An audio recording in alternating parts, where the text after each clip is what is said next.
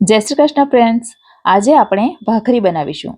ઉપરથી ક્રિસ્પી, અંદરથી પોચી અને એકદમ ફરસી બિસ્કિટ જેવી, અને 24 કલાક પછી પણ એવી ને એવી રહે એવી ભાખરી.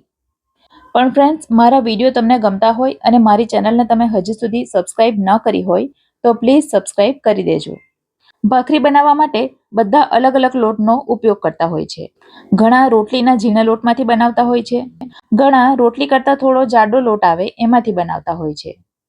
પણ આજે આપણે ભાખરી એના કરતાં પણ જાડો લોટ એટલે કે લાડવા ચૂરમાનું દળાવીએ એમાંથી બનાવીશું, અને એમાંથી જ પરફેક્ટ ભાખરી બને છે. તો અહીં મેં 3 વાડકી જેટલો લોટ લીધો છે, અને તમે જોઈ શકો છો આ પ્રકારનો કરકરો લોટ છે. હવે તમે ઈચ્છો તો આમાં 1 વાડકી ઝીણો રોટલીનો લોટ લઈ શકો છો. એવું કરવાથી લોટ બાંધવામાં અને ભાખરી વણવામાં સરળતા રહેશે. પણ હું અત્યારે કંઈ નહીં ઉમેરું, ડાયરેક્ટ જ બનાવીશ. હવે મોણ તરીકે મેં ઘીનો ઉપયોગ કર્યો છે. તમે તેલ પણ લઈ શકો છો, પણ ઘી ઉમેરવાથી ભાખરીનો સ્વાદ પણ સરસ લાગે છે અને એકદમ ફરસી બને છે. તો શક્ય હોય ત્યાં સુધી ઘીનો ઉપયોગ કરજો.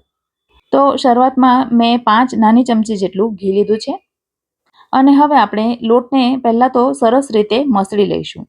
ભાખરી બનાવવામાં એમાં ઉમેરવામાં આવતું મોણ સૌથી મહત્વનું હોય છે. જો તમારું મોણ વધારે પડતું હશે તોય ભાખરી સારી નહીં બને, અને ઓછું હોય તોય સારી નહીં બને. તો પરફેક્ટ મોણ હોય એ ખૂબ જ અગત્યનું છે. તો મોણ કેટલું હોવું જોઈએ? તો લોટની અંદર તેલ કે ઘી બધું બરાબર મિક્સ થઈ જાય અને ત્યાર પછી આપણે આ રીતે મુઠ્ઠી વાળીએ અને એ વિખેરાઈ જાય તો સમજવાનું કે મોણ ઓછું છે. તો તમે જોઈ શકો છો કે લોટની મુઠ્ઠી હજી વિખેરાય છે, તો એમાં હજી મોણની જરૂર છે. તો 2 ચમચી જેટલું હજી આપણે ઘી ઉમેરીશું, અને ફરી પાછું બધું મિક્સ કરીને જોઈ લઈએ. અને હા, જો તમે લોટમાં મીઠું ઉમેરતા હો તો આ સમયે ઉમેરી દેવાનું.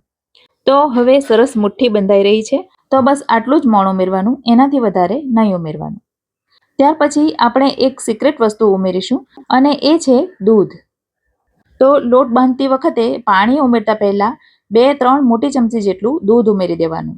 દૂધ ઉમેરવાથી ભાખરી વધારે ફરસી, અંદરથી એકદમ પોચી અને સ્વાદિષ્ટ બનશે. અને આ દૂધનું પ્રમાણ આટલા લોટ માટે છે, પણ તમારો લોટ વધારે ઓછો હોય તો એ પ્રમાણે દૂધનું પ્રમાણ વધઘટ કરી લેવાનું. હવે દૂધ બરાબર મિક્સ થાય ત્યાર પછી થોડું થોડું પાણી ઉમેરતા જઈ આપણે એનો લોટ બાંધીશું. ભાખરીનો લોટ રોટલીના લોટ કરતાં કઠણ હોય છે, પણ બહુ વધારે પડતો કઠણ નહીં બાંધવાનો, નહીં તો પછી વણતી વખતે તકલીફ પડશે અને ભાખરી ચડ્યા પછી પણ ફાટી જશે. અને પાણીને આ રીતે હાથમાં લઈને જ છાંટવાનું. જો ડાયરેક્ટ તમે રેડવા જશો તો વધારે પડી જાય એવું બને. તો આ પ્રકારનો લોટ બાંધવાનો રહેશે.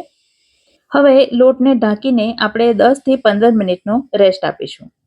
હવે 10-15 મિનિટ થઈ ગઈ છે, અને તમે જોઈ શકો છો આપણો લોટ સરસ મજાનો તૈયાર થઈ ગયો છે. હવે આ સમયે તમને એમ લાગે કે લોટ હજી વધારે કઠણ છે, તો થોડું પાણી ઉમેરીને ફરીથી મસળી લેવાનું, અને ત્યાર પછી એમાંથી લુવા તૈયાર કરી દેવાના. લુવા થોડા મોટા જ રાખવાના, કારણ કે આપણે એમાંથી સાધારણ જાડી એવી ભાખરી વણીશું. તો આ પ્રકારે એક લુવો તૈયાર થઈ ગયો છે, તો હવે આપણે એને વણી લઈએ. ભાખરીને બહુ દાબીને નહીં વણવાની, થોડી પોલા હાથે જ વણવાની, અને ઊંચકીને ફેરવતા જઈ વણવાની, જેથી નીચે ચોંટી ન જાય. જો આપણે જાડો લોટ લીધો છે એટલે થોડી થોડી ધાર તો એની ફાટે જ છે.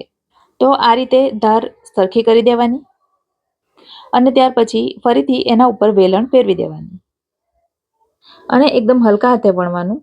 જો નીચે ચોંટી જશે તો પછી ઉખાડતી વખતે ફરી પાછી ફાટી જશે.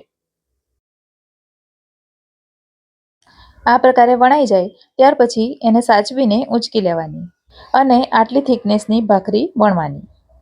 ચાલો, તો હવે આપણે એને ચેડવી લઈએ. હું લોખંડની તાવડી પર એને ચેડવી રહી છું, પણ એને નોનસ્ટિક કે પછી માટીની તાવડી પર પણ ચેડવી શકાય.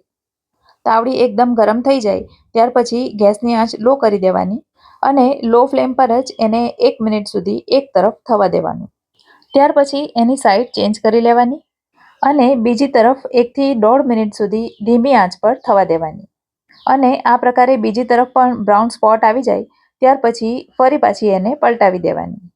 હવે એને એક કપડું લઈ આ રીતે ધીમે ધીમે દબાવીને શેકી લેવાની. આવી રીતે કરવાથી એનું ઉપરનું પડ ક્રિસ્પી થશે. તો સાઈડ ચેન્જ કરીને બીજી તરફ પણ આ રીતે કપડાથી ધીમે ધીમે દબાવીને શેકી લેવાની. ઘણા એને ડાયરેક્ટ ગેસ ઉપર પણ શેકી લેતા હોય છે, તો એ રીતે કરો તો પણ વાંધો નથી. તો હવે તમે જોઈ શકો છો ભાખરી બંને તરફ સરસ રીતે શેકાઈ ગઈ છે. તો એને એક કપડા ઉપર આપણે મૂકી દઈશું. એને કપડા ઉપર મૂકવાની અથવા તો કાણાવાળા વાસણમાં મૂકવાની, જેથી વરાળના લીધે નીચે પાણી ન વળે. હવે બીજી ભાખરીને આપણે માટીની તાવડી પર શેકીશું. તો પ્રોસેસ એની એ જ રહેશે, માત્ર એને કપડાથી દબાવવાનું નહીં આવે. અને માટીની તાવડી પર તમે ભાખરી બનાવો ત્યારે ગેસની ફ્લેમ મીડિયમ ટુ હાઈ રાખવાની, કારણ કે માટીની તાવડીમાં તાપ વધારે જોઈતો હોય છે. ભાખરીને તમે અથાણું, ચટણી કે ચા દૂધ સાથે પણ ખાઈ શકો છો. મારા ઘરમાં મોટે ભાગે એ સેવ ટામેટાના શાક કે પાલક પનીરના શાક સાથે ખવાય છે. રેસીપી કેવી લાગી કમેન્ટ કરીને જરૂરથી જણાવજો. વિડીયો ગમે હોય તો લાઈક કરજો અને વધુમાં વધુ શેર કરજો. તો ફરી મળીશું આવી જ એક નવી રેસીપી સાથે. ત્યાં સુધી મને રજા આપો. આવજો.